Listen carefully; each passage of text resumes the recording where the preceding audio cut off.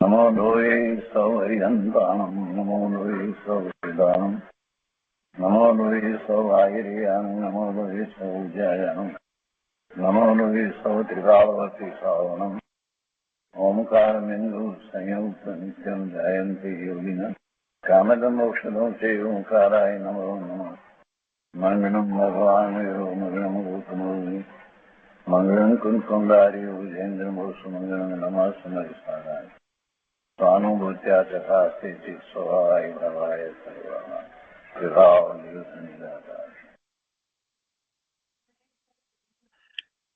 સ્વાનુભૂતિ દર્શન પ્રસન્ન મૂર્તિ પૂજ્ય બહેન શ્રી ચંપાબેનની સ્વાનુભૂતિ માર્ગ પ્રકાશક તત્વ ચર્ચા એટલે સ્વાનુભૂતિ દર્શન. સ્વાનુભૂતિ દર્શનના સ્વાધ્યાયમાં આપણે પ્રશ્ન 406 સુધી સ્વાધ્યાય પૂરો કર્યો છે. 406 પ્રશ્નોના સમાધાન પછીથી 506 પ્રશ્નો સુધી સ્વાધ્યાય પૂરો કર્યો છે. સ્વાનુભૂતિ દર્શનના સ્વાધ્યાયમાં આપણે પ્રશ્નો 506 સુધી સ્વાધ્યાય પૂરો કર્યો છે. હવે આજે આગળ 507મા પ્રશ્નથી સ્વાધ્યાય લઈએ છીએ. પાના નંબર 293. પ્રશ્ન: તત્વ સંબંધી વિચારોમાંથી અમુક વિચારો બાદ કરી નાખવા. કેવો પ્રશ્ન છે? તત્વ સંબંધી વિચારોમાંથી અમુક વિચારો બાદ કરી નાખવા એટલે ન કરવા અથવા કાઢી નાખવા. એવો પ્રશ્ન કેમ થયો? કેમ કે અહીંયા 506 જે પ્રશ્ન છે ને એમાં એમ કહ્યું કે તત્વ સંબંધી અનેક વિચારોથી આત્મા ઓળખાય, એવો પ્રશ્ન કર્યો. તો તત્વ સંબંધી અનેક વિચારથી આત્મા ઓળખાય એમ જ્યારે પ્રશ્ન કર્યો ત્યારે પૂજ્ય બેનશ્રીએ એનો ઉત્તર એવો આપ્યો હતો કે મુખ્યતા તો જ્ઞાયકની હોવી જોઈએ. તત્વ સંબંધી અનેક વિચારો કરે એ વાત ઠીક છે, પણ એ બધામાં મુખ્યતા અને જ્ઞાયકની હોવી જોઈએ. બાકી તો દ્રવ્યાનુયોગ, ચરણાનુયોગ, કર્ણાનુયોગ અને ધર્મકથાના યોગના જ્ઞાનને લગતા એવા બધા વિચારો આવે, પણ મુખ્યતા આ હોવી જોઈએ. આ વાત કરી એટલે કદાચ એ જ ભાઈએ ફરીથી પ્રશ્ન કર્યો કે આ અમુક વસ્તુ કાઢી નાખવી, એમ એનો અર્થ એવો એનો અર્થ કરી અને પ્રશ્ન કર્યો કે તત્વ સંબંધી વિચારોમાંથી અમુક વિચારો બાદ કરી નાખવા. તો કદાચ આ 506 પ્રશ્ન પછી એના પેટા પ્રશ્ન તરીકે આ 507મો પ્રશ્ન છે. તો પૂજ્ય બેનશ્રી કહે છે કે બાદ નહીં કરવાના. તત્વ સંબંધીના બધા વિચાર કરીએ બરાબર છે, અને ચારેય અનુયોગ દ્વારા વસ્તુ સ્વરૂપને સમજીએ વાત બરાબર છે. વિચારો શેના માટે છે? વિચારો જાણવા માટે હોય છે. એટલે કહે છે કે બાદ નહીં કરવાના, જાણવા માટે વિચારો હોય છે. જ્ઞાન કરવું તે નુકસાનરૂપ નથી, પણ ધ્યેય એક જ્ઞાયકનું હોવું જોઈએ. માત્ર હું જ્ઞાન કર્યા કરું, માહિતી પ્રાપ્ત કર્યા કરું, વિદ્વાન થવું, પંડિત થવું, શાસ્ત્રી થવું, બધું આવડે એમ નહીં. જે કંઈ શાસ્ત્ર અભ્યાસ કરવામાં આવે છે એ જ્ઞાયકના લક્ષ્ય હોવો જોઈએ. મારે જ્ઞાન કરવું છે તો કોનું કરવું છે? મારા આત્માનું જ્ઞાન કરવું છે, એની અનુભૂતિ કરવી છે. એટલે એ ધ્યેય રાખીને ભલે ને ગમે તેટલો અભ્યાસ કરે, એ બધું એને ઉપયોગી જ થવાનો છે, પણ જ્ઞાયકનું ધ્યાન હોવું જોઈએ, એ મુખ્ય વાત છે. 11 અંગનું જ્ઞાન થયું પણ એક આત્માને જાણ્યો નહીં તો તે જ્ઞાન શું કામનું?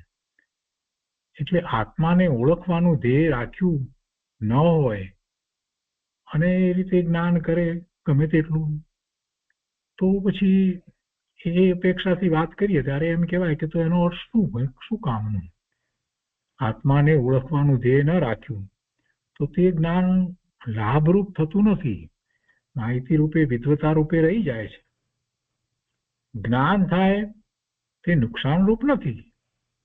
જ્ઞાન થાય, ભલે માહિતી રૂપે જ્ઞાન થાય તો કંઈ નુકસાન થાય છે એવી વાત નથી, પણ જે લાભ માટે જ્ઞાન કરવામાં આવ્યું એ લાભ ન પ્રાપ્ત કરે તો પછી એનો અર્થ શું? પ્રયોજન શું છે જ્ઞાન કરવાનું? કે છે કે જ્ઞાન થાય તે નુકસાનરૂપ નથી, કેમ કે જ્ઞાન તો તેને મદદરૂપ થાય છે, વિશેષ સ્પષ્ટતાનું કારણ થાય છે. વધારે જ્ઞાન કરે, વધારે સ્વાધ્યાય બધું કરે છે, શાસ્ત્ર વાંચે છે તો વિશેષ સ્પષ્ટતાનું કારણ થાય છે. પણ સ્પષ્ટતા શેના માટે કરવી છે? સ્પષ્ટતા તો પોતાના સ્વરૂપની પ્રાપ્તિ માટે જ્ઞાયકનું લક્ષ્ય રાખવાનું છે. એટલે ભલે સ્પષ્ટતા થાય છે તે સારી વાત છે, પરંતુ સાથે આત્માનું ધ્યેય હોવું જોઈએ. વળી કહે છે કે જાજુ ન જાણે અને પ્રયોજનભૂત જાણે તો પણ મુક્તિનો માર્ગ પ્રગટ થાય છે. જાજુ ન જાણે એમ કહ્યું એટલે કેટલાક લોકો આનો અર્થ એવો કરે કે ના, કઈ બહુ વાંચવાની જરૂર નથી, બેનશ્રીએ ના પાડી છે. એવો અર્થ નથી થતો, કેમ કે 12 અંગના જ્ઞાનની અપેક્ષાએ આ તો વાત કરવામાં આવી છે.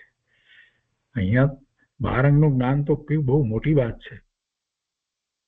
12 અંગ અને 14 પૂર્વના જ્ઞાનની વાત કરીએ, એમાં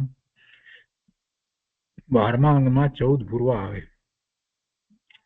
કુંદકુંદાચાર્ય ભગવાને જેમણે 84 મહાન શાસ્ત્રોની રચના કરી, તો એમને એક પૂર્વનું જ્ઞાન ન હતું, એક અંગનું જ્ઞાન ન હતું, એક અંગનું જ્ઞાન ન હતું, અમુક ભાગનું જ્ઞાન હતું, અમુક ભાગનું જ્ઞાન હતું. તો વિચાર કરો કે એ અપેક્ષાથી જ્ઞાન કેટલું વિશાળ છે. એટલે એ અપેક્ષા અહીંયા સમજવાનું. જાજુ શબ્દનો અર્થ શું કરવાનો? આપણે જે શાસ્ત્રો વાંચીએ છીએ એમાં તો એક પૂર્વના અમુકમાં ભાગના અમુકનો અંશ જે છે એટલું જ જ્ઞાન આવે છે. આટલા બધા શાસ્ત્રો દ્વારા આપણે એમ માનીએ કે આપણને તો ઘણું જ્ઞાન થયું, એમ નથી ભાઈ. આપણે 50 શાસ્ત્રોનો સ્વાધ્યાય કરીએ તો પણ એક અંશ માત્ર જેટલું જ જ્ઞાન આવે છે. જ્ઞાન તો અગાધ છે. એટલે આપણે માટે એ વાત નથી, સંતોષાઈ જવાની વાત નથી કે આપણે 5 શાસ્ત્રોનો અભ્યાસ કર્યો એટલે સંતોષાઈ જઈએ, એમ લેવાનું નથી. કેમ કે સ્પષ્ટતા કરવી છે તો વાંચન, અભ્યાસ, સ્વાધ્યાય એ જરૂરી છે, એ બહુ જરૂરી છે. નાયકનું લક્ષ્ય રાખી અને એ બધું કર્યા કરવું જોઈએ, તો જ આખો વખત આત્માની દ્રષ્ટિ રહેશે, જ્ઞાયકની દ્રષ્ટિ રહ્યા કરશે, જ્ઞાયક પ્રગટ કરવાનો ભાવ દ્રઢ થશે, તો જ એ કામ થશે. એટલે અહીંયા ઊંધો અર્થ ના કરવો કે જાજુ ના જાણે તો પણ પ્રયોજનભૂત જાણે તો પણ મુક્તિનો માર્ગ પ્રગટ થાય એમ કરી અને સ્વાધ્યાય કે શાસ્ત્ર અભ્યાસ છોડી દેવા, એમ ન થવું જોઈએ. આપણે એટલો અભ્યાસ કરતા જ નથી. જ્ઞાની મહાપુરુષોનો વિચાર કરીએ તો એમને કેટલો શાસ્ત્ર અભ્યાસ હોય છે. એ જ વાત, એ જ ચિંતન, આ બધું કેટલું બધું હોય છે. એક તો આપણે મંદ બુદ્ધિ ના રહ્યા અને પાછા આપણે એમાં પ્રમાદ સેવીએ શાસ્ત્ર અભ્યાસમાં આવા વાક્ય પકડીને, તો પ્રભુ ક્યારેય કલ્યાણ ન થાય. જે તીવ્ર બુદ્ધિ હોય એ તો દિવસમાં 2000 શ્લોક એના અર્થ અને એના ભાવ સાથે કંઠસ્થ કરી લે, યાદ રાખી શકે, એવા તીવ્ર બુદ્ધિ હોય. અને એમને તો એ બધું સહજ હોય, એ બધું કરતા હોય, તોય 12 અંગનું જ્ઞાન કઈ એમને થઈ જાય છે એવી વાત નથી હોતી. એટલે એ અપેક્ષાથી વાતને સમજવાની છે. તો અહીંયા કે છે કે પુરુષાર્થ તો એ તરફનો હોવો જ જોઈએ. હું જ્ઞાયક છું, વિભાવ મારો સ્વભાવ નથી, એમ ભેદ જ્ઞાન કરી સ્વભાવનો જો પુરુષાર્થ કરે તો તેમાં વિશેષ જાણવાની જરૂર હોતી નથી. છતાં જાજુ જાણવું તે નુકસાનકારક નથી, લાભનું કારણ થાય છે. નુકસાનકારક નથી, લાભનું કારણ થાય છે. અને પહેલા જ સ્પષ્ટતા કરી દીધી કે અમુક તત્વ સંબંધીની અમુક વાત કાઢી નાખવાની, એવી બધી વાત તમે ભાઈ રહેવા દો. છેવટે તો એ બધાથી પણ સ્પષ્ટતા થાય છે. પણ મૂળ વાત એ છે કે તમે ગમે તેટલો અભ્યાસ કરો, ગમે તે જ્ઞાન કરો, પણ દ્રષ્ટિ જ્ઞાયકની રહેવી જોઈએ, ધ્યેય એક જ્ઞાયકનું હોવું જોઈએ. એ અહીંયા મુખ્ય વાત છે. જ્ઞાનની નિર્મળતાનું એ કારણ થાય છે. વધારે અભ્યાસ કરવામાં આવે તો, એટલે કોઈ વાતને કાઢી નાખવાનું છે જ નહીં, કોઈ વાતને કાઢી નાખવાનો પ્રશ્ન જ નથી. તો એ રીતે આ 507મા પ્રશ્નનું સમાધાન થયું. હવે એના પછીનો પ્રશ્ન છે, જ્ઞાન સાથે રાગ છે તે બોજો છે? બરાબર છે, બોજો જ છે. જ્ઞાન સાથે રાગ છે તે બોજો છે. ભગવાન આત્માને રાગ હોતો જ નથી, એટલે એ રાગ સહિત પ્રવર્તે છે તો એ બોજા સહિત જ પ્રવર્તી રહ્યો છે. ભગવાન આત્મા જ્ઞાન સ્વરૂપ છે, એને વળી બોજો કેવો? એ પોતે જાતે કારણ વગર એવો બોજો ઉપાડીને ફરે છે. રાગનો મોટો બોજો ઉપાડીને આ જીવ અનંત કાળથી ફરે છે. પૂજ્ય બેનશ્રી પણ એમ કે છે કે હા, એમ જ છે. જ્ઞાન સાથે રાગ છે તે બોજો છે. હા, રાગ બોજો છે, રાગ બોજો છે. અને રાગ છે તે જ્ઞાનથી જુદો છે. પૂજ્ય ગુરુદેવે તો આ વાત સમજાવી છે, રાગ અને જ્ઞાન જુદા. રાગ એની વસ્તુ નથી, પણ એ રાગમાં જ રોકાઈ રહ્યો છે, માટે એને જ્ઞાન થતું નથી. જો રાગથી જુદો પડે, ભિન્ન પડી જાય તો જ્ઞાન થવું સહજ છે, સહેલું છે. આ વાત ગુરુદેવે સમજાવી, અને એ વાતને સમજી અને સુગાણીએ જે એવો જ પુરુષાર્થ કર્યો, રાગથી પોતે ભગવાન આત્મા જુદો છે, ભિન્ન છે, એવો ભેદ જ્ઞાનનો અભ્યાસ કર્યો. એટલે રાગ છે તે આત્માનું સ્વરૂપ જ નથી. રાગ છે તે બોજો છે. એક જ્ઞેયથી બીજા જ્ઞેય તરફ ઉપયોગ પલટાય તેમાં રાગ સાથે આવે છે, તે રાગ ઉપાધિ રૂપ છે. સંસાર અવસ્થામાં જીવોને આમ જ થાય છે. એક જ્ઞેયથી બીજા જ્ઞેય તરફ ઉપયોગ પલટાય. એકને જાણે છે ત્યાંથી બીજાને જાણે, બીજાને જાણે ત્યાંથી ત્રીજાને જાણે, આમ અનેક જ્ઞેયો તરફ એનો ઉપયોગ વળે છે. જાણવા વાળો ઉપયોગ બહાર અનેક જ્ઞેયો તરફ વળે છે, તો એમાં સાથે રાગ હોય છે, તેમાં રાગ સાથે આવે છે. શુભાશુભ ભાવ એને થાય છે, અને તે રાગ ઉપાધિ રૂપ છે. એ રાગને કારણે એ ભારમાં જ રોકાઈ રહે છે, અને અનેક પ્રકારના વિકલ્પમાં ચાલ્યો જાય છે. એવા અનેક પ્રકારના વિકલ્પોમાંથી એ પાછો ફરી શકતો નથી. એ માટે એ બધા વિકલ્પો, એક જ્ઞેયથી બીજા જ્ઞેય તરફ વળવું અને મનમાં અનેક પ્રકારે અનેક વિકલ્પો ઉઠવા, જે સ્મૃતિમાં પડ્યું છે એ સહિત, તો એ બધું શું છે? એ બધું શુભાશુભ ભાવ રૂપ છે, રાગ રૂપ છે, ને એ ઉપાધિ છે. પણ જ્ઞાન છે તે જ્ઞાન બોજા રૂપ નથી. રાગ ઉપાધિ રૂપ છે, બોજા રૂપ છે, પણ જ્ઞાન એનો સ્વભાવ છે. વર્તમાનમાં એનો ઉપયોગ બહારમાં હોય ત્યારે જે જ્ઞાન થઈ રહ્યું છે, એ જ્ઞાન જે છે એ જ્ઞાન એનો સ્વભાવ છે. પણ જ્ઞાનમાં જે જ્ઞેય જણાય છે, એ જ્ઞેય જણાય ત્યાં સુધી પણ એને કોઈ વાંધો નથી. પણ એ જ્ઞેય સાથે પોતાપણું કરે છે, એ જ્ઞેયમાં ફેરફારની વૃત્તિ ઈચ્છે છે, એ જ્ઞેય સહિત પોતાનું અસ્તિત્વ માને છે. આ બધું જે છે એ અજ્ઞાન ભાવ છે, એ બોજારૂપ છે. એને કારણે રાગ દ્વેષના પરિણામ થાય છે અને ભવના ભ્રમણ થાય છે. એટલે જ્ઞાન બોજારૂપ નથી. જ્ઞાન બોજારૂપ નથી. પરનું જ્ઞાન થાય તો પણ કઈ બોજો છે એમ નથી, પણ પરનું જ્ઞાન થાય અને એ પરમાં એકત્વ મમત્વ કરે એ બોજારૂપ છે, કેમ કે ત્યાં રાગ છે. જ્ઞાન બોજારૂપ નથી. રાગ વચ્ચે આવ્યા વગર રહેતો નથી. સામાન્ય રીતે જીવોને જ્યાં સુધી સમ્યક્ત્વ નથી થયું ત્યાં સુધી તો એને રાગ જ થાય છે. એક જ્ઞેય તરફથી બીજા જ્ઞેય તરફ વળે છે અને એક જ્ઞેયોને જાણે છે તો રાગ જ થાય છે. એ રાગ આવ્યા વિના રહેતો નથી. સમ્યક દ્રષ્ટિની વાત જુદી છે. એની ભૂમિકા અનુસાર ભલે એ બાહ્યમાં અનેક જ્ઞેયો તરફ વળતો હોય છતાં પણ એને દ્રષ્ટિ સ્વરૂપ તરફ રહે છે, એટલે એને એવો રાગ નથી થતો. અને એમાં પણ જ્યારે એ સમ્યક દ્રષ્ટિ એ બધાથી પાછો વળી અને સ્વરૂપમાં ઠરે ત્યારે તો પછી વિકલ્પ પણ છૂટી જાય છે અને નિર્વિકલ્પ ધ્યાનમાં આત્માની અનુભૂતિ કરે છે. સ્વરૂપમાં ઠરે ત્યારે વિકલ્પ છૂટી જાય છે અને મતિશ્રુત જ્ઞાન રહે છે. એ મતિશ્રુત જ્ઞાનનો એનો ઉઘાડ જે છે તે સ્વ તરફ વળે છે, એનો ઉપયોગ સ્વ તરફ રહે છે અને આત્માની અનુભૂતિ કરે છે. પહેલા જ્ઞાન સ્વભાવનો નિર્ણય કરીને હું જ્ઞાયક છું એમ નિર્ણય કરીને મતિ શ્રુતનો ઉપયોગ બહાર જાય છે, તેને સ્વરૂપમાં લીન કરીને નિર્વિકલ્પ થતા વિકલ્પ હતો તે છૂટી જાય છે. પહેલા જ્ઞાન સ્વભાવનો નિર્ણય કરે કે જ્ઞાન સ્વભાવ કેવો છે. જ્ઞાન સ્વભાવ સ્વ પર પ્રકાશક છે. સ્વજ્ઞેયને જાણે ને પરજ્ઞેયને પણ જાણે. બોલીએ છીએ ત્યારે આપણે હંમેશા એમ બોલીએ છીએ કે સ્વ પર પ્રકાશક, પણ પછી સ્વ પ્રકાશક જે છે એને તો ગંભીરપણે લેતા જ નથી. પર પ્રકાશકપણામાં જ ગૂંચવાઈ જઈએ છીએ, એમાં જ રાચી રહીએ છીએ. બોલીએ છીએ આપણે જ્ઞાનનો સ્વભાવ કેવો, તો બધા જ કહેશે કે સ્વ પર પ્રકાશક. સ્વને પણ પ્રકાશે અને પરને પણ પ્રકાશે. પણ સ્વને પ્રકાશે છે એ કોને માટે વાત છે? કોઈ બીજી વ્યક્તિ માટે વાત છે, બીજા જીવને માટે વાત છે કે પોતાને માટે વાત છે?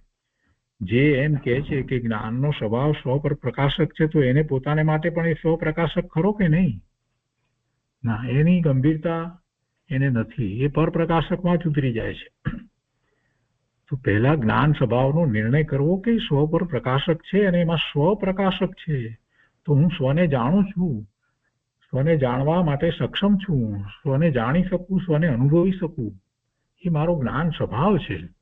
તો એવા જ્ઞાન સ્વભાવનો નિર્ણય કરી અને હું નાયક છું તેમ નિર્ણય પહેલા કરવાનો છે. અને એવો નિર્ણય કરી અને પછી જે પોતાને જ્ઞાનનો ઉઘાડ મતિશ્રુત છે, તો એ મતિશ્રુતનો ઉપયોગ જે બહારમાં જાય છે એને સ્વરૂપ તરફ વાળવાનો, તેને સ્વરૂપમાં એકાગ્ર કરવાનો. એ ઉપયોગને સ્વરૂપ તરફ વાળવો, સ્વરૂપમાં એકાગ્ર કરવો, એટલે સ્વરૂપમાં લીન કરે તો નિર્વિકલ્પ થાય છે. અને નિર્વિકલ્પ થતા વિકલ્પ રહેતો નથી, વિકલ્પ ઉઠતો નથી, એટલે વિકલ્પ છૂટી ગયો એમ કહેવાય છે. નવા વિકલ્પ ઉત્પન્ન થતા જ નથી, કોઈ વિકલ્પ રહેતો નથી અને સ્વરૂપમાં ઠરી જાય છે. શ્રુત જ્ઞાનની ઉપાધિ રૂપ સાથે જે રાગ હતો તે છૂટી જાય છે. શ્રુત જ્ઞાનની ઉપાધિ રૂપ એટલે શ્રુત જ્ઞાનને જે રાગ હતો એ ઉપાધિ રૂપ હતો. શ્રુત જ્ઞાનમાં રાગ હોવો એ શ્રુત જ્ઞાનને ઉપાધિ રૂપ છે. શ્રુત જ્ઞાનને એવો રાગ હોય નહીં, શ્રુત જ્ઞાન સ્વ તરફ વળી જાય એ જ યોગ્ય છે. એટલે જે રાગ છૂટી જાય છે તો શ્રુત જ્ઞાન પૂર્ણપણે સ્વ તરફ વળે છે અને ત્યારે અંતરમાં શાંતિ અને આનંદનું વેદન થાય છે.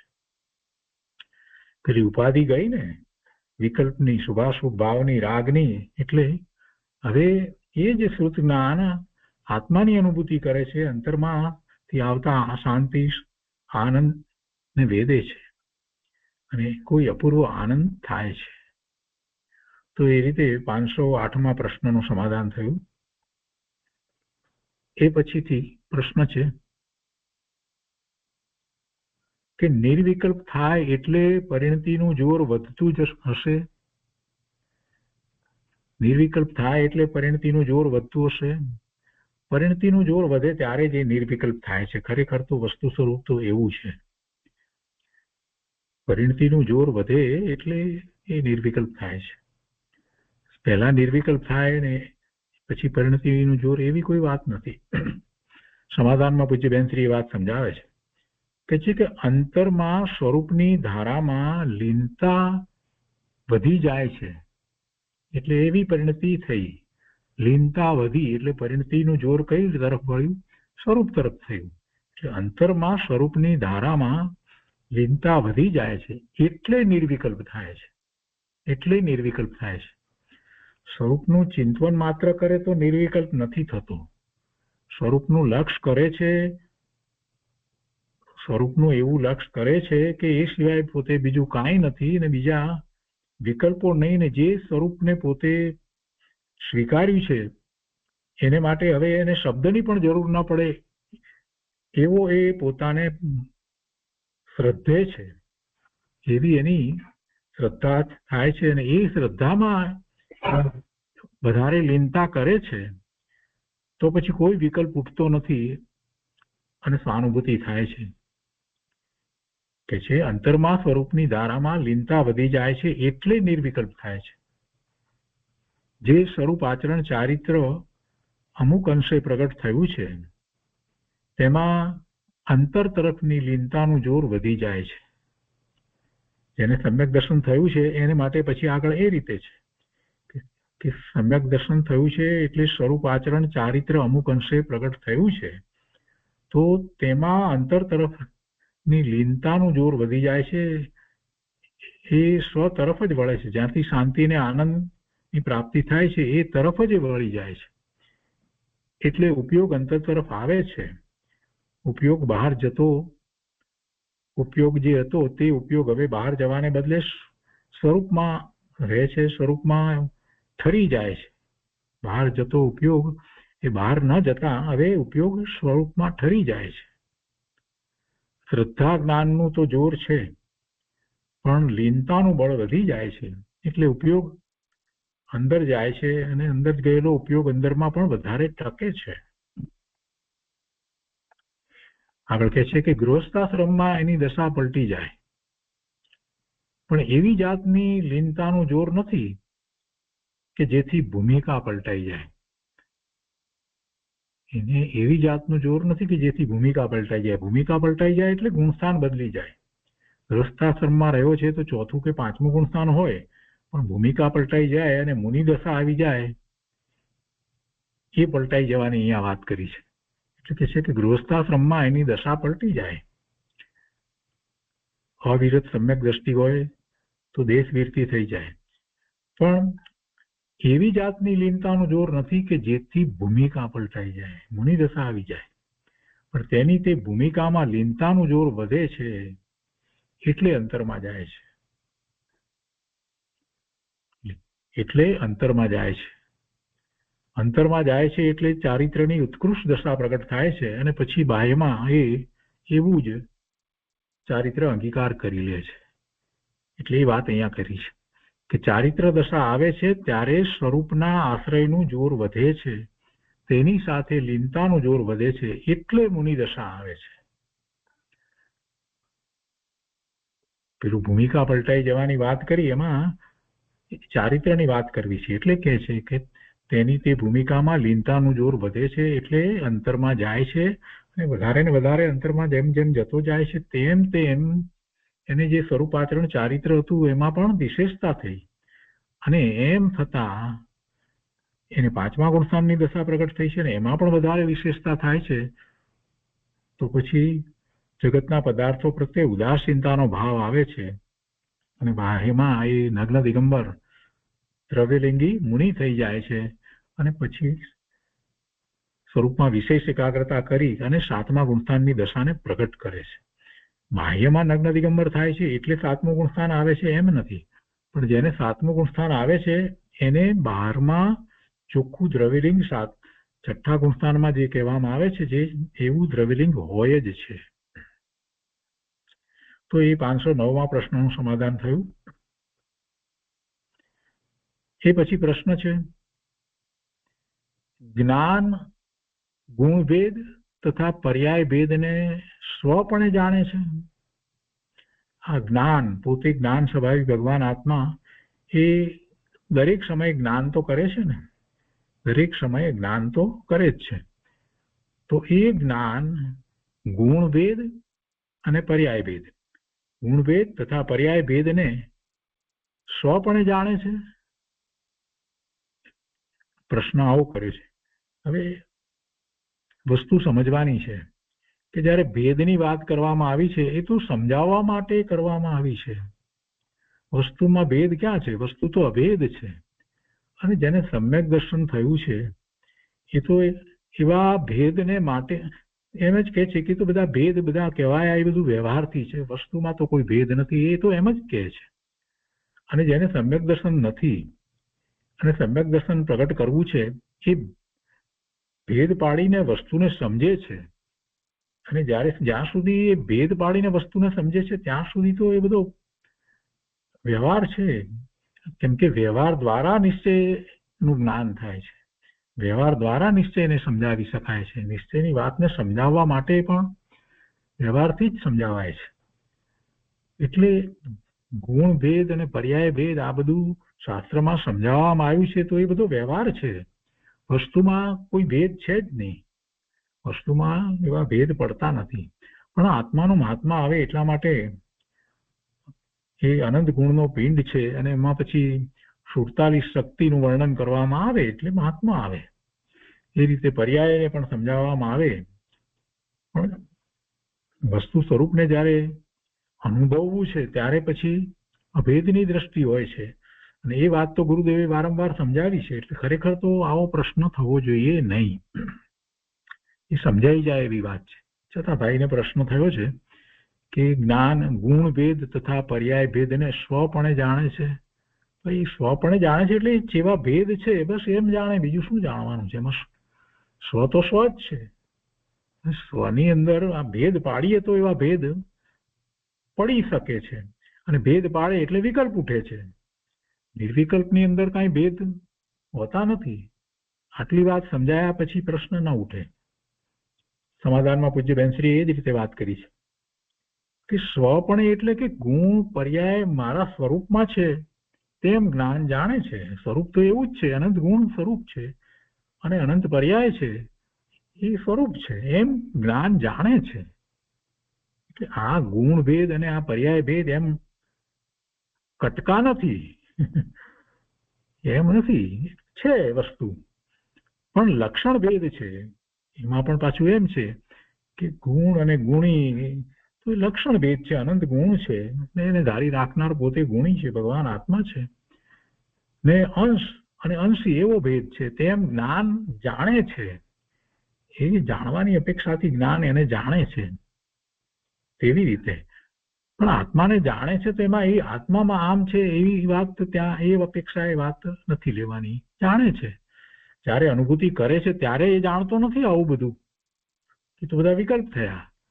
પ્રશ્ન કરનારના પ્રશ્નમાં કદાચ થોડો એવો ભાવ હોય કે જ્ઞાન ગુણ ભેદ અને પર્યાય ભેદને સ્વપણે જાણે, તો સ્વપણે જાણે એટલે એ ત્યારે સ્વને અનુભવે ત્યારે એમાં એ જાણે એમ અર્થ નથી. સ્વાનુભૂતિમાં એ ભેદને જાણતો નથી, અભેદ વસ્તુને અનુભવે છે. એટલે કે છે કે અંશ અને અંશીનો ભેદ છે તેમ જ્ઞાન જાણે છે. એ તો જાણવાની અપેક્ષાની વાત લીધી છે. જેવી રીતે ગુણ પર્યાયનું સ્વરૂપ છે તેમ જાણે છે. એટલે અહીંયા જયારે અનુભૂતિની વાત ચાલતી હોય એમાં આ વાત જે છે એ માત્ર જાણવાની અપેક્ષા એ લેવાની છે. અનુભૂતિની સાથે એને સંબંધ નથી. અનુભૂતિ સાથે એનો સંબંધ નથી. અનુભૂતિમાં તો વસ્તુ અભેદ છે એવો દ્રઢ નિર્ણય છે, એવો દ્રઢ સ્વીકાર છે, ત્યારે અનુભૂતિ થાય છે. ત્યાં ભેદ પાડવા બેસશે તો કેમ ચાલશે? અથવા તો સહાનુભૂતિમાં એને એમ હોય કે સહાનુભૂતિ વખતે એને બધા ગુણો જુદા જુદા જણાય, એવું વસ્તુ સ્વરૂપ નથી ભાઈ. એના એ 510મા પ્રશ્નનું સમાધાન થયું. એ પછી પ્રશ્ન છે પર વસ્તુ જાણે તેમાં ઈષ્ટ અનિષ્ટ ન કરવું તે પકડાય છે. એટલે કે એને સમજાય છે ભાઈ, પ્રશ્નકારને એ વાત પકડાય છે એટલે કે સમજાય છે. પર વસ્તુ જાણે તેમાં ઈષ્ટ અનિષ્ટ ન કરવું. પર વસ્તુ છે, એમાં ઈષ્ટ કે અનિષ્ટ એમ નથી, તે વાત તો પકડાય છે, એ વાત સમજાય છે. અને પર વસ્તુને જ્ઞાન જાણે છે એટલું પણ પકડાય છે. જ્ઞાન પરને પણ જાણે છે એ વાત પણ પકડાય છે. અને જે જાણે છે પર વસ્તુને તેમાં પર વસ્તુમાં ઈષ્ટ અનિષ્ટ એવા કોઈ ભેદ પાડવાની જરૂર નથી. પર જ છે, આત્માને કોઈ ઈષ્ટ પણ નથી અને અનિષ્ટ પણ નથી. એ વાત પણ એમને સમજાય છે, પકડાય છે અને જ્ઞાન એ જાણે છે. હવે કહે છે કે પરંતુ અંદર પૂર્ણ જ્ઞાન છે તે કેવી રીતે પકડવું? બહુ સરસ રીતે ભાઈએ પ્રશ્ન કર્યો છે કે આટલે સુધી તો બરાબર સમજાય છે, પકડાય છે કે આ જગતના પદાર્થો જે છે એમાં ઈષ્ટ અને અનિષ્ટ બુદ્ધિ કરવું એ ઠીક નથી, એ કલ્પિત છે. કેમ કે એકની એક વસ્તુ એકને ઈષ્ટ લાગે છે ને બીજાને અનિષ્ટ લાગે છે. વસ્તુ પણ રહી છે. વસ્તુ જળ છે, પદાર્થો બધા જળ જે છે, બધા પૂતગળ પરમાણુના સ્કંદ બધા છે, એ કંઈ આત્માની પર્યાયને બદલતા નથી. તે છતાંય આત્મા એની સાથે ઈષ્ટ અનિષ્ટ બુદ્ધિ કરી અને એ પોતે વિભાવ ભાવે થાય છે. એટલે એ વાત તો જરાક વિચાર કરવાથી સમજાય છે કે જગતના પદાર્થો ઈષ્ટ પણ નથી અને અનિષ્ટ પણ નથી. એટલે પર વસ્તુમાં ઈષ્ટ અનિષ્ટ બુદ્ધિ કરવી નહીં, એ વાત તો સમજાય, પકડાય અને એનો સ્વીકાર પણ થાય. અને સાથે સાથે એ પણ ખ્યાલમાં આવે છે કે જ્ઞાન તો પરને જાણે છે, પણ પરને જાણે છે ત્યારે મારે એમાં ઈષ્ટ અનિષ્ટ બુદ્ધિ કરવાની નથી, અને એ પણ બરાબર એને સમજાઈ ગયું છે. આટલે સુધી તો આવી ગયો છે જીવ.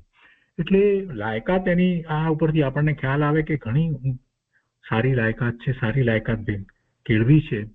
અને એટલે બીજી રીતે જોઈએ તો એને ઉદાસીનતા જ્ઞાન સહિતની કંઈક અંશે ઉદાસીનતા પણ હશે. ત્યારે પરવસ્તુમાં ઈષ્ટ અનિષ્ટ ન કરવું એ વાત પકડાઈ ગઈ છે, અને જ્ઞાન ભલે જાણે પરને તો પણ એમાં ઈષ્ટ અનિષ્ટપણાની બુદ્ધિ કરવાની નથી. તો એટલી જ જગતના પદાર્થો પ્રત્યે એને ઉદાસીનતા પણ હોય, વૈરાગ્ય પણ હોય. અને આવી ભૂમિકા વાળાને જ્યારે હવે આત્માની અનુભૂતિ કરવી છે તો એને સહેલું છે. એટલે એને માર્ગદર્શન પણ પૂજ્ય બેનશ્રીએ ઘણું આપ્યું છે, બહુ સુંદર રીતે માર્ગદર્શન આપ્યું છે. એ કહે છે કે પરંતુ અંદર પૂર્ણ જ્ઞાન છે તે કેવી રીતે પકડવું. એટલે એ જ્ઞાન છે એમ શાસ્ત્ર અભ્યાસ દ્વારા સ્વીકાર તો થયો છે, પણ એને પકડવું એટલે અનુભવવું એ અપેક્ષાથી આખો પ્રશ્ન છે. તો એનું સમાધાન લઈએ છીએ. પૂર્ણ જ્ઞાન તો વિચાર કરીને નક્કી થાય. પહેલી વાત તો આ છે. એટલે એને એવો વિચાર તો કર્યો જ હશે, એની યોગ્યતા ઉપરથી જે જણાય છે કે એવો વિચાર તો એને હોય. પૂર્ણ જ્ઞાન તો વિચાર કરીને નક્કી થાય. તે જ્ઞાન પ્રગટ નથી. પૂર્ણ જ્ઞાન એનો સ્વભાવ છે, એ એવા પૂર્ણ જ્ઞાન સહિત છે, એમાં તો કોઈ શંકા નથી. પણ એવા પૂર્ણ જ્ઞાનની પ્રગટતા નથી. તે જ્ઞાન પ્રગટ નથી, પણ શક્તિ રૂપે છે.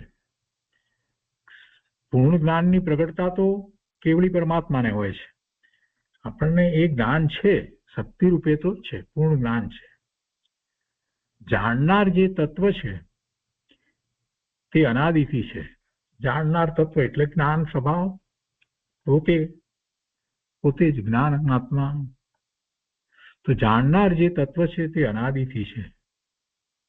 એ કઈ નવું થયું નથી કે પાછળથી એનો કોઈ જ્ઞાન સ્વભાવ થયો છે, એમ પણ નથી. જ્ઞાન સ્વભાવ એ અનાદિનો જ છે. જ્ઞાન જે છે તે અનાદિથી છે, જાણવાનો એનો સ્વભાવ છે. તો જાણનાર જે તત્વ તે અનાદિથી છે, એટલે આત્મા અનાદિથી છે. જ્ઞાન સ્વરૂપ આત્મા અનાદિથી છે.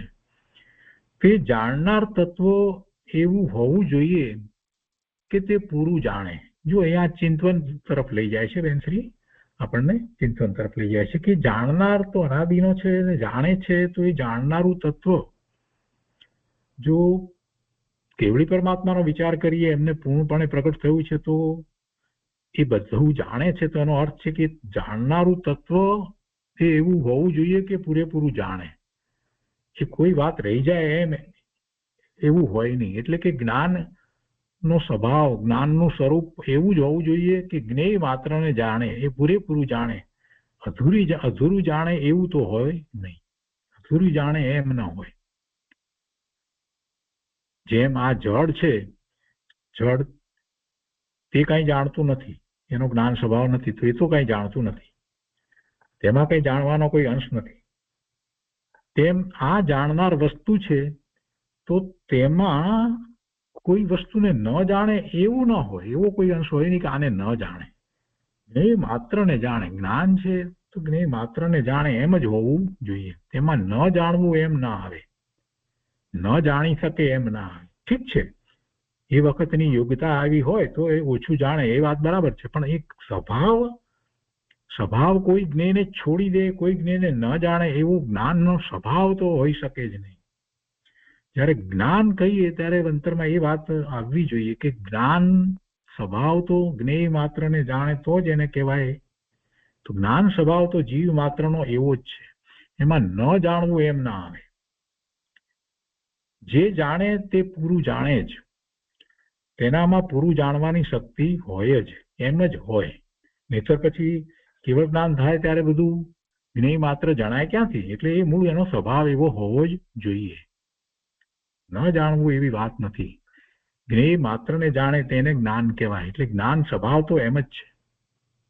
એટલે તેનામાં પૂરું જાણવાની શક્તિ હોય જ. પણ અત્યારે તે રાગ દ્વેષ ભ્રાંતિમાં રોકાઈ ગયો છે, એટલે પૂરું જાણી શકતો નથી. ત્યારે આ જીવ રાગ દ્વેષ ભ્રાંતિમાં રોકાઈ ગયો છે એટલે પૂરું જાણી શકતો નથી. છતાં પણ તેનો જ્ઞાન સ્વભાવ નાશ પામ્યો નથી. ભલે રાગ દ્વેષમાં રોકાયો હોય, ભ્રાંતિમાં રોકાયો હોય, છતાં એનો જ્ઞાન સ્વભાવ, મૂળ જ્ઞાન સ્વભાવ છે એ એવો ને એવો છે, એ નાશ પામ્યો નથી. એકેન્દ્રિયમાં હોય તો એ જ્ઞાન સ્વભાવ એવો જ છે, ત્યાં કઈ જ્ઞાન સ્વભાવ નાશ પામ્યો નથી. વસ્તુ તો એવી ને એવી જ છે. સોનું હોય એ બહાર હોય તો પણ સોનું સોનાપણે હોય. એને 6 ઇંચનો ખાડો કરી અને જમીનમાં દાટીએ તો એ સોનું સોનાપણે રહે, અને 5 ફૂટ ઊંડો ખાડો કરીને અંદર દાટીએ તો એ સોનું સોનાપણે જ રહે. સોનાનો સ્વભાવ તો સોનાપણે રહે જ. સોનાની લગડી દાટી હોય તો કઈ બદલાય નહીં. એમ નથી કે ભાઈ બહાર છે તો બરાબર છે, અને જરાક કોઈ કપડામાં વીંટીએ તો ઓછું, અથવા તો એને કંઈક દાટીએ જમીનમાં 6 ઇંચ ઊંડે તો ઓછું, કે પછી વધારે ઊંડે દાટી દઈએ તો ઓછું, એવું કઈ થતું નથી. એટલે એકેન્દ્રિયમાં જાય એટલે જ્ઞાન સ્વભાવ કઈ બદલાઈ જાય એમ નથી. જ્ઞાન સ્વભાવ તો એવો ને એવો જ રહે. 2 ઇન્દ્રિયમાં હોય કે પંચેન્દ્રિયમાં હોય કે સંજ્ઞી હોય, કેવળી પરમાત્મા હોય કે સિદ્ધ પરમાત્મા હોય, જ્ઞાન સ્વભાવ તો બધાનો સરખો જ છે ને. એ જ્ઞાન સ્વભાવ કેવો છે એનો નિર્ણય થવો જોઈએ કે એમાં પૂરેપૂરું જાણવાની શક્તિ હોય જ ને, માત્રને જાણે એવો જ જ્ઞાન સ્વભાવ છે. તો અત્યારે કેમ જણાતું નથી એનો ઉત્તર એમણે આપ્યો કે છે કે અત્યારે તે રાગ દ્વેષ ભ્રાંતિમાં રોકાઈ ગયો છે એટલે પૂરું જાણી શકતો નથી. છતાં પણ તેનો જ્ઞાન સ્વભાવ નાશ પામ્યો નથી. અંદર તો એવો ને એવો જ રહ્યો છે. પર્યાયમાં જ્ઞાન અધૂરું ઓછું થઈ ગયું છે. પર્યાયમાં અત્યારે વર્તમાન પર્યાયમાં જાણવામાં ઓછું વધતું છે, પરંતુ પૂરું જાણવાની તેનામાં શક્તિ છે. એ શક્તિમાં કાંઈ ફેર પડ્યો નથી. પોતે તેનો સ્વભાવ ઓળખીને પોતાના જ્ઞાન સ્વભાવનો આવો નિર્ણય કરવો, તત્વને ઓળખીને નક્કી કરે કે પૂરું જાણવાનું કાર્ય અત્યારે નથી, પણ શક્તિ પૂરું જાણવાની છે. જ્ઞાનની શક્તિ અગાધ છે, પૂરેપૂરું જાણવાની છે. જ્ઞેય માત્રને જાણવાની શક્તિ છે. એ અંદરમાં એવી શક્તિ હજી એવી ને એવી જ રહી છે. એ શક્તિને કોઈ નુકસાન પહોંચાડી શકે નહીં. એ શક્તિને કોઈ આડખીલ અટક ન હોય, એને કોઈ અટકાવી શકે નહીં. શક્તિ તો શક્તિ રૂપે હોય, શક્તિને કોઈ આડખીલ અટક ન હોય કે આટલું જાણે ને આટલું ન જાણે એવું હોય નહીં. એ તો જ્ઞેય માત્રને જાણે એ જ શક્તિ તો એવી ને એવી જ રહે. પોતે પૂરેપૂરું જાણે ને જાણે એ શક્તિ રૂપે તો પોતે પૂરેપૂરું જાણે. નહીં જાણવાનો ભાગ એમાં હોય નહીં. નહીં જાણવાનો ભાગ શક્તિમાં ના આવે. જેમ જળમાં કોઈ જાણવાનો ભાગ જ નથી, જળ કાંઈ જ જાણતું નથી, તેમ જાણનારમાં જ્ઞાન સ્વભાવમાં કોઈ નહીં જાણવાનો ભાગ નથી. કઈ વસ્તુ ન જણાય એવી વાત જ નથી. જ્ઞેય કોઈ બાકી રહી જાય એમ ન હોય. સ્વભાવ તો એમ જ છે, પૂરેપૂરું જાણે. અને આ વાત યથાર્થ છે કે નહીં તે યુક્તિથી નક્કી કરે તો થઈ શકે છે. તર્ક દ્વારા પણ આ વાતને એ સમજી શકે અને નક્કી કરી શકે તો એવી તર્ક દ્વારા, યુક્તિ દ્વારા એ નક્કી કરી શકે છે. હવે આગળ એ કહે છે કે આખા લોકાલોકને એક સમયની અંદર ક્રમ પાડ્યા વગર સહજ જાણે એવો તેનો સ્વભાવ છે, એવો તેનો જ્ઞાન સ્વભાવ છે. આ પેલો પ્રશ્ન કર્યો હતો ને કે પરંતુ અંદર જ્ઞાન પૂર્ણ છે તે કેવી રીતે પકડવું? તો પૂર્ણ જ્ઞાન છે એ સમજવાની રીત આપી છે એમણે કે પૂર્ણ જ્ઞાન છે આ રીતે તમે નક્કી કરી શકો છો, એ પકડાય. અને હવે એવો નિર્ણય થવો જોઈએ. પછી એના પછીનું સ્ટેપ એ આવે કે જ્યારે પૂર્ણ જ્ઞાન સ્વભાવ છે એવું આ રીતે વિચાર કરી ચિંતન કરવાની વાત આપી, અને પછી કે એવો પૂર્ણ જ્ઞાન સ્વભાવ મારો છે, અને એમ પોતાના સ્વરૂપનો નિર્ણય કરી અને પછી હવે એ આગળ વધે તો સહાનુભૂતિનો પુરુષાર્થ સહેલો થાય. તો આ જ્ઞાન, પૂર્ણ જ્ઞાન સ્વભાવ છે એના નિર્ણયની વાત આપી. કેવી રીતે નિર્ણય કરવો, કેવી રીતે નક્કી કરવું. તો એ 511મા પ્રશ્નનું સમાધાન થયું કે આખા લોકાલોકને એક સમયની અંદર ક્રમ પાડ્યા વગર સહજ જાણે એવો તેનો સ્વભાવ છે, એવો નક્કી કરી નિર્ણય કરી અને એ પોતાનો સ્વભાવ છે એમ એનો સ્વીકાર કરવો. પછી આગળ સાનુભૂતિનો પુરુષાર્થ થાય છે કે એવો જ્ઞાન સ્વભાવ છે ને આ એના સિવાય બીજું બધું છે તે આ બધું રાગ છે એ બધું જુદું છે. હવે આ 511માં પ્રશ્નના સમાધાન પછીથી પ્રશ્ન કરે છે કે શું જ્ઞાન પરને જાણે છે? જ્ઞાન પરને જાણે છે? જાણે છે. જ્ઞાન બધું જાણે, શું કોને ન જાણે? જ્ઞાન પરને જાણે છે? જાણે છે. પરને જાણે એથી કઈ દોષ આવી જાય એમ નથી. ગુરુદેવે આ વાત બહુ સ્પષ્ટ કરી છે કે પરને જાણવાથી એને દોષ આવે છે કે રાગ દ્વેષ થાય છે એમ નથી, પણ જાણીને એ પોતે એમાં એકત્વ મમત્વ કે હિતની બુદ્ધિ કરે છે કે અહિતની બુદ્ધિ કરે છે એટલે એને રાગ દ્વેષ થાય છે. જાણવું એ કે રાગ દ્વેષનું કારણ નથી. અહીંયા સમાધાનમાં શું જ્ઞાન પરને જાણે છે એ પ્રશ્નના સમાધાનમાં પૂજ્યબેન શ્રી કહે છે કે જ્ઞાન બધું જાણે, બધું જાણે પણ જેમ છે તેમ જાણે. પરને પર રૂપે જાણે અને સ્વને સ્વરૂપે જાણે. દ્રવ્ય ગુણ પર્યાય બધું જાણે. બીજા અનંતા દ્રવ્યોને જાણે. ભૂતકાળ જે ગયો એ ગયો કાળ જાણે, વર્તમાન કાળ જાણે, ભવિષ્યકાળ બધું એક સમયમાં જાણવાની જ્ઞાનમાં શક્તિ છે. પણ તે વિતરાગ થાય ત્યારે બધું જણાય. એ પૂરેપૂરી શક્તિ ત્યારે એને પ્રગટ થઈ હોય ત્યારે બધું એક સમયમાં જણાય, નહીતર એક સમયમાં બધું જણાય નહીં. અજ્ઞાની વર્તમાનમાં રાગ દ્વેષમાં રોકાયેલો છે એટલે તેનું જાણવાનું રોકાયેલું છે. એક જ્ઞેયમાં રોકાયેલો છે તેથી એકને જાણે ને બીજું ભૂલે. આપણો ઉપયોગ એક તરફ હોય છે તો એને જાણીએ, પછી બીજી તરફ ઉપયોગ જાય ત્યારે બીજી વસ્તુને જાણીએ, એમ થાય છે ને. તો તે રાગ મિશ્રિત જાણે છે. એક જ્ઞેયમાં રોકાયેલો છે. અજ્ઞાની વર્તમાનમાં રાગ દ્વેષમાં રોકાયેલો છે એટલે કોઈ એક જ્ઞેયમાં રોકાયો છે તો એને જાણે છે અને એમાં પછી રાગ દ્વેષની બુદ્ધિ કરે છે, એવા ભાવ કરે છે એને જોઈને. તો એક જ્ઞેયમાં રોકાયેલો છે તેથી એકને જાણે ને બીજું ભૂલે, તો તે રાગ મિશ્રિત જાણે છે. અર્થાત જ્યાં જાણે છે ત્યાં રાગ દ્વેષ કરે છે. રાગ દ્વેષને લઈને જ્ઞેય તે હું તે જ્ઞેય એમ જ્ઞેયમાં ભેગો પડી જાય છે. એવા રાગ દ્વેષને લીધે જે જ્ઞેય છે તે હું, અથવા તો તે જ્ઞેય સહિત હું, અથવા તો હું તે જ્ઞેય, એમ એ જ્ઞેયમાં ભેગો પડી જાય છે. ભેળસેળ કરે છે જ્ઞેય સાથે. પોતાના અસ્તિત્વની એ ભેળસેળ કરી નાખે છે.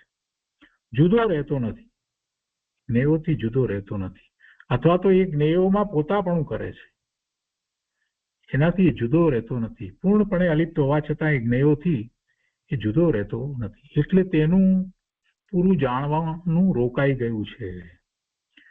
પૂરેપૂરો વિતરાગ થાય તો પૂરેપૂરું જાણે. તેનો સ્વભાવ એવો છે કે નિગોદમાં ગયો ત્યારે જાણવાની શક્તિ ઘણી ઘટી ગઈ તો પણ, એટલે કે અપેક્ષાથી મૂળ શક્તિ ઘટી ગઈ એમ નહીં. નિગોદમાં ગયો ત્યારે જ એ વખતે જાણવાની એની ક્ષમતા એ વખતે ક્ષમતા ઓછી હતી. મૂળ શક્તિ ગુણ તરીકે નહીં. એટલે અહીંયા ક્ષમતા, જાણવાની ક્ષમતા ઘણી ઘટી ગઈ તો પણ તેનો જાણવાનો સ્વભાવ, મૂળ સ્વભાવ એ નાશ પામતો નથી. થોડું જાણવાનું તો ઊભું રહે છે. ક્યારે એવું બનતું જ નથી કે જ્ઞાન કોઈ પણ પર્યાયમાં જાણે તો બિલકુલ જેને જ્ઞાન ન હોય એવું તો બનતું જ નથી. એટલા માટે તો કહેવાય છે ને કે નિગોદમાં પણ એને અક્ષરના અનંતમાં ભાગે જ્ઞાન છે. એટલે જ્ઞાન તો એટલો તો ઉઘાડ હોય જ છે. શક્તિ રૂપે તો પૂર્ણ છે, પણ ઉઘાડ રૂપે પણ કાંઈક ઉઘાડ હોય છે. અને કેટલો ઉઘાડ છે કોઈ પણ જીવને, સંસાર પર્યાયમાં રહેલા કોઈ પણ જીવને કેટલો ઉઘાડ છે એ જાણવા માટે આપણને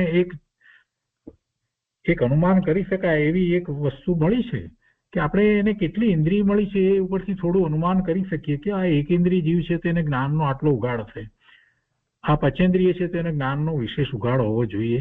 સંઘની પચેન્દ્રિય છે તેને વિશેષ ઉઘાડ, એવું અનુમાન આપણે કરી શકીએ છીએ. એ દ્વારા તો કરી શકીએ છીએ. એ તો ઉઘાડની અપેક્ષા છે એ સમયે. પણ મૂળ સ્વભાવ તો બધાનો સરખો જ છે. અને સમ્યક દર્શનથી આગળ વધી અને જ્યારે કેવળ જ્ઞાન પ્રગટ કરે છે તો સમ્યક દર્શન હતું ત્યાં સુધી તો એને સામે જ્ઞેય હોય એને એ જાણતો હતો, છદ્મસ્ત હતો ત્યાં સુધી તો, અને કેવળ જ્ઞાન પ્રગટ કર્યું પછી એક સમયમાં અનંત જ્ઞેયો કેવી રીતે એકાએક જણાવવા માંડે. પછી 7મા ગુણસ્થાનની દશામાં આપણે કોઈ મુનિરાજના દર્શન કર્યા હોય, ધ્યાનમાં બેઠા હોય અને આપણે પાછા ઘેર જઈએ ત્યાં આપણને ખબર પડે કે એમને તો કેવળ જ્ઞાન થઈ ગયું. અરે આપણે કહીએ કે હજી હમણાં 15 મિનિટ પહેલા તો અમે દર્શન કરીને ઘેરે આવ્યા, પણ હવે એ મહાપુરુષ અંતર્મુહૂર્તમાં એક શ્રેણી ચડી અને કેવળ જ્ઞાન પ્રગટ કરી લે, વાર લાગે છે. તો પછી એકાએક એમને બધા જ્ઞેયો એક સમયમાં અનંત જ્ઞેયો જણાઈ જાય, આટલી 15-20 મિનિટ કે 25 મિનિટમાં એમ થઈ જાય. જરા વિચાર કરીએ તો આપણને ખબર પડે કે કેવી રીતે બન્યું હશે. કાંઈ બનતું નથી, એ મૂળ સ્વભાવ પ્રગટ થયો છે, બીજી કોઈ વાત નથી. મૂળ સ્વભાવ જ પ્રગટ થયો છે. સૂર્ય હોય, સૂર્યની આગળ આખું વાદળું આવી ગયું હોય, એને જરાક ભાગ હોય તો પ્રકાશ આવતો હોય તો આપણે કહીએ કે આટલો જ પ્રકાશ છે, આટલો જ પ્રકાશ છે, અને 5 મિનિટમાં એ વાદળું તો ખસી જાય તો એકદમ પ્રકાશ આવે. આપણને થાય કે આટલો બધો પ્રકાશ કેવી રીતે થઈ ગયો 5 મિનિટની અંદર, આટલો પ્રકાશ? હમણાં તો અંધાર જ એવું હતું ને, 5 જ મિનિટમાં ક્યાંથી આવ્યો? અરે ભાઈ હતો એ જ છે, ઉઘાડ છે, હતો ત્યાં હતો એટલે પ્રગટ થયો છે. એવી વાત છે. કેવળ જ્ઞાન થતા વસ્તુ જે છે હતી એ પ્રગટ થઈ જાય છે. એવો જ્ઞાનનો સ્વભાવ છે. એટલે થોડું જાણવાનું, વધારે જાણવાનું, આ બધું પર્યાયમાં કહેવામાં આવે એ બદલાતું રહે છે, પણ મૂળ સ્વભાવમાં કાંઈ ફેર પડતો નથી. અને એ જ્ઞાન સ્વભાવને વિશે વધારે વાત અહીંયા કરતા કહે છે કે જ્ઞાન કોઈના આશ્રય વગર એક સમયની અંદર બધું જાણે તેવો તેનો સ્વભાવ છે. કાનથી સાંભળે અને આંખથી દેખે એમ નહીં, એને એની જરૂર જ નથી, એની જરૂર જ નથી. સીધે સીધું જ્ઞાન થાય છે. અને વાસ્તવમાં પણ એમ જ છે. એ નિમિત્ત તરીકે લઈએ આપણે, મતિ જ્ઞાનમાં નિમિત્ત તરીકે ઇન્દ્રિયોને આપણે સમજીએ છીએ, પણ છતાંય એમાં જાણવા વાળું તો જ્ઞાન છે. કે કાન કે આંખ છે એ કઈ જ્ઞાન કરતા નથી. એનું જ્ઞાન છે એ એની સાથે જોડાય છે, ને એ સમયની જ્ઞાનની પર્યાય છે, જ્ઞાનની પર્યાય છે, કાનની કે આંખની પર્યાય નથી. જે જાણીએ છીએ શેનાથી જાણીએ છીએ? જાણપણું છે એ જ્ઞાનની પર્યાય છે. કાનથી સાંભળે ને આંખથી દેખે એમ નહીં. આત્મામાંથી જાણે તેવો તેનો સ્વભાવ છે. જો તે પરને ન જાણે અને પોતાને જ જાણે તો તેનો સ્વભાવ સંકુચિત થઈ જાય. એટલે કે પરને ન જાણે એવું બને જ નહીં. એનો જ્ઞાન સ્વભાવ છે તો એ પરને પણ જાણે. જાણવું એમાં કઈ દોષ નથી. અને જાણે તો જ્ઞેય માત્રને જાણે, તો સ્વને જાણે એવી રીતે પરને પણ જાણે. પર જ્ઞેયો અનંત જ્ઞેયો છે તો અનંતને જાણે. પોતાને અને પરને બધાને જ્ઞાન જાણે છે. પરને જાણે તે જુદો રહીને જાણે છે. એની સાથે એકરૂપ નથી થતો પર સાથે. એ જ્ઞેયથી જુદો રહીને જાણે છે. તો તે પોતાનામાં રહી અને પરને જાણે છે. એમાં ભેગો થતો નથી, એ પરમય થતો નથી, પરરૂપ થતો નથી, તેનાથી જુદો જ રહે છે. જ્યારે સ્વને જાણે છે ત્યારે એ સ્વરૂપ થઈ જાય છે. જ્ઞાન સ્વભાવે પોતે પરિણમી જાય છે અને એમ જાણે છે. એટલે દ્વૈત રહેતો નથી. સ્વને જાણે ત્યારે બે પણ હોય નહીં. જાણનારો અને જે જણાય એમાં બે પણ હોતું નથી, એક જ છે. જ્યારે પરને જાણે છે ત્યારે એ જાણનારો પોતે છે અને જે જણાય છે તે એના જ્ઞાનની પર્યાયમાં જે જણાઈ રહ્યું છે એ જ્ઞેય છે. એમ પરને જાણે છે. તો આ 512મા પ્રશ્નનું સમાધાન થયું. આજનો સ્વાધ્યાય આપણે અહીંયા સુધી રાખીએ છીએ, 512મા પ્રશ્નોના સમાધાન સુધી.